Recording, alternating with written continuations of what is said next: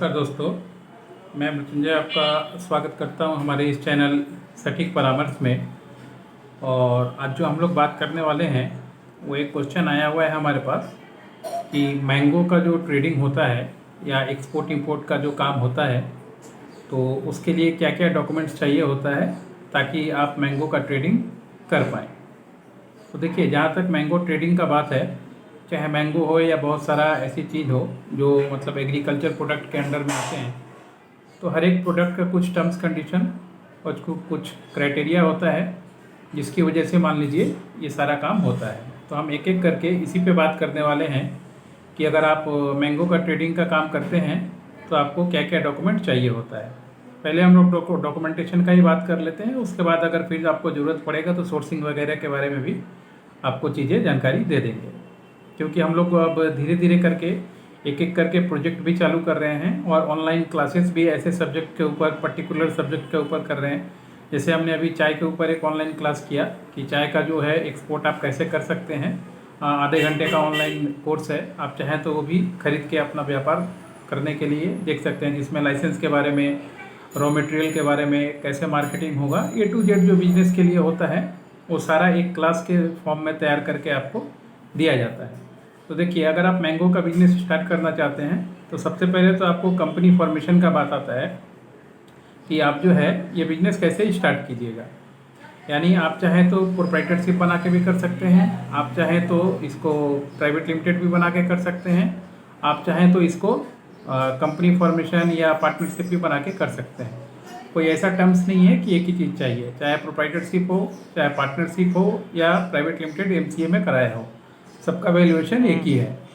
इसके बाद आपको इसके नाम से आपको कंपनी बनाए हैं तो पैन कार्ड बनाना पड़ेगा, उद्यम में रजिस्ट्रेशन कराना पड़ेगा, GST अगर है तो आपको GST नंबर लेना पड़ेगा, प्लस आपको अगर ये फूड से रिलेटेड आइटम है आम, तो आपको फसाई लाइसेंस लेना पड़ेगा। और फसाई लाइसेंस वो भी स्टेट नहीं, बेसिक प्लस सेंट्रल, क्योंकि जब आप एक्सपोर्ट का काम कीजिएगा तो आपको सेंट्रल का ही ज़रूरत पड़ेगा। तो ये 2 लाइसेंस आपको चाहिए, प्लस आप इसमें जो है उसका फसाई लाइसेंस आपको लेना पड़ेगा, जिसे बताया सेंट्रल लाइसेंस, प्लस अगर आप कोई नाम रखना चाहते हैं तो अपना ट्रेडमार्क वगैरह ये सब भी करा सकते हैं।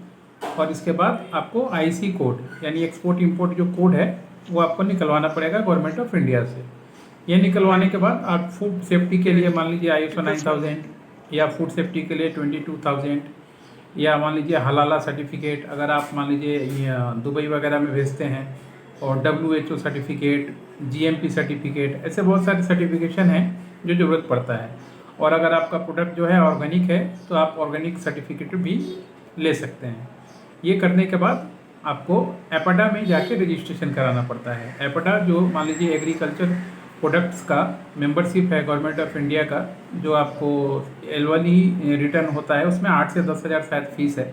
इसी तरीके से आप वहाँ भी रजिस्ट्रेशन करवा सकते हैं, जिससे आपको गवर्नमेंट का बेनिफिट्स या जो भी चीज़ें हैं आपको लगातार मिलती रहेंगी। ये कुछ इंपॉर्टेंट चीज़ें हैं जो आपको कहीं भी एक्सपोर्ट करने जाइएगा तो आपको ज़रूरत पड़ेगा। प्लस जैसे ही आपने बैंक में अकाउंट खुलवा लिया तो आपको AD कोड वहाँ से आप बैंक से निकलवा लीजिए, एक्सपोर्ट कीजिएगा तो आप कस्टम का जो क्लियरेंस है वो करवा लीजिए, कस्टम में सर्टिफिकेट का रजिस्ट्रेशन करवा लीजिए। जैसे आप जो भी एयरवेज से भेजना चाहते हैं, जैसे मुंबई हुआ, आपका बेंगलोर हुआ, दिल्ली हुआ, कोलकाता हुआ, जहाँ से इंटरनेशनल फ़्लाइटें उड़ती हैं, तो वहाँ पे आप अपना रजिस्ट्रेशन कस्टम डिपार्टमेंट में करवा लीजिए ताकि आपको भेजने में दिक्कत ना हो। कोई CHA को रिक्रूट कर लीजिए जो आपके सामान को भेजने में या पैकिंग लिस्ट बनाने में या ये सब सारी चीज़ें करने में आपकी मदद करे।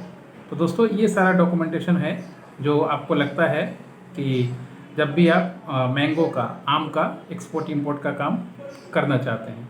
अगर आपको इसके बारे में और भी ज़्यादा डिटेल आपको जानना है कि ये सब डॉक्यूमेंट बनाने के लिए भी क्या डॉक्यूमेंट लगेगा, कितना पैसा लगेगा, तो हमारा वो प्रोजेक्ट रेडी है। आप हमारा ऑनलाइन कोर्स मैंगो के ऊपर ख़रीद सकते हैं कि कहाँ से मैंगो लेंगे, कहाँ से सप्लायर मिलेगा, कैसे कॉन्टैक्ट कीजिएगा, कैसे एक्सपोर्ट कीजिएगा, ये पूरा जानकारी उसमें दिया जाता है।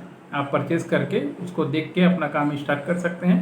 प्लस हम लोग रजिस्ट्रेशन का भी काम करवाते हैं, जैसे इंडिया सेंट्रल गवर्नमेंट का जितना भी लाइसेंस है सारा हम लोग पूरे इंडिया में आप कहीं भी हो आपका काम करवा सकते हैं। जैसे फसाई हुआ, ट्रेडमार्क हुआ, ISO हुआ, आपका एक्सपोर्ट इंपोर्ट का कोड हुआ, ये सारा कुछ हम लोग आपको खुद ही करा के दे देंगे।